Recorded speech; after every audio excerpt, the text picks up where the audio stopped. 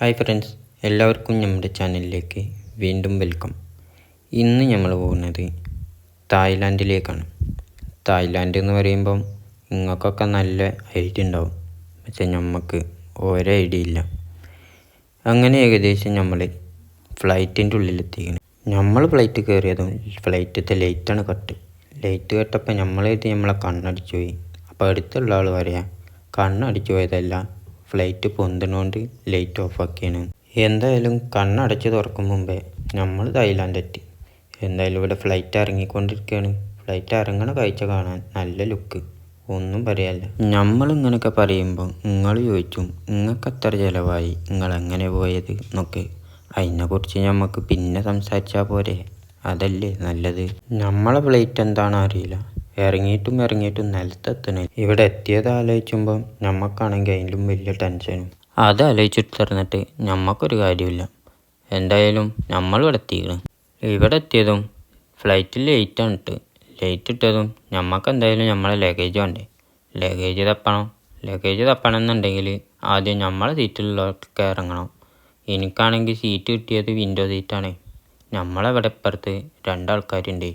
ഓലിറങ്ങാതെ ഒരു പരിപാടി നടക്കൂല.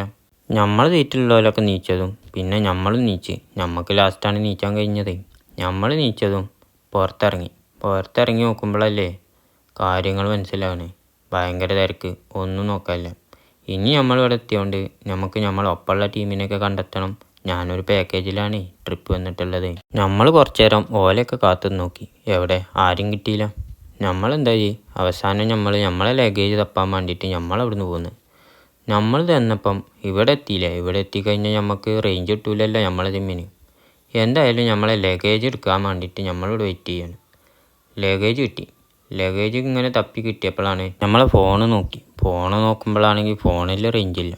എന്തായാലും ഇവിടെ തായ്ലാൻഡ് എത്തിയപ്പോൾ നമുക്ക് പിന്നെയാണ് മനസ്സിലായി തായ് സിം എടുക്കണം. കുറച്ചു നേരം കറങ്ങി നമുക്ക് തായ് സിം നിൽക്കുന്ന സ്ഥലം കിട്ടി. ഇവിടെ നോക്കുമ്പോഴാണെങ്കിൽ ഭയങ്കര തിരക്ക്. കുറച്ചു നേരം നമ്മളെന്താട്ടി ആയിക്കൂടെ കറങ്ങി ഇങ്ങനെ നോക്കുമ്പം ഇവിടെ നിറച്ച ആൾക്കാർ. നമുക്ക് മലയാളമല്ലേ അറിയുള്ളൂ. നമുക്കിവിടെ തായ് സിം എടുക്കണം എന്നുണ്ടെങ്കിൽ ആരെങ്കിലും ഹെൽപ്പ് വേണ്ടേ. പക്ഷേ ഇവിടെ നമ്മളെന്താട്ടി ആംഗ്യ ഭാഷയിൽ നമ്മൾ തായ് സിം എടുത്തപ്പോഴാണ് പിന്നെ നമ്മളിവിടെ ഒരു ഗൈഡുണ്ട്. ഗൈഡിനെ കിട്ടി. ഇതാണ് ഗൈഡ്. നമുക്ക് ഇനി വേണ്ടിയത് പുറത്തേക്ക് ഇറങ്ങാൻ വേണ്ടി. ഇതാണ് നമ്മളെ ബസ് എന്ന് പറയുമ്പം വലിയ ബസ്സാണ്. കണ്ടോ, 6 ബസ്. ഇതൊന്നും നോക്കാനില്ല. നമ്മളെ ലഗേജും കാര്യങ്ങളൊക്കെ ബസ്സിൻ്റെ ഉള്ളിൽ തിരികെ. ഞാൻ ആദ്യമായിട്ടാണ് രണ്ടൊട്ടി ബസ് കയറുന്നത്.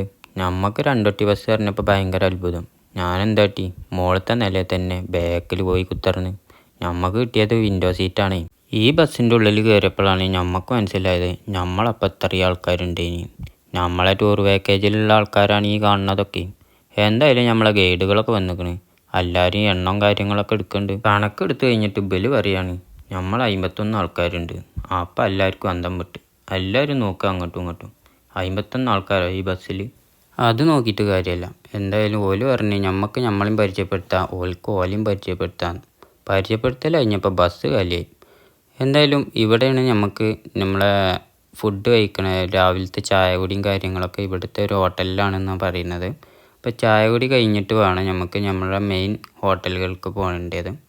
ഇതാണ് നമ്മളെ ചായ കുടിക്കണ ഹോട്ടൽ.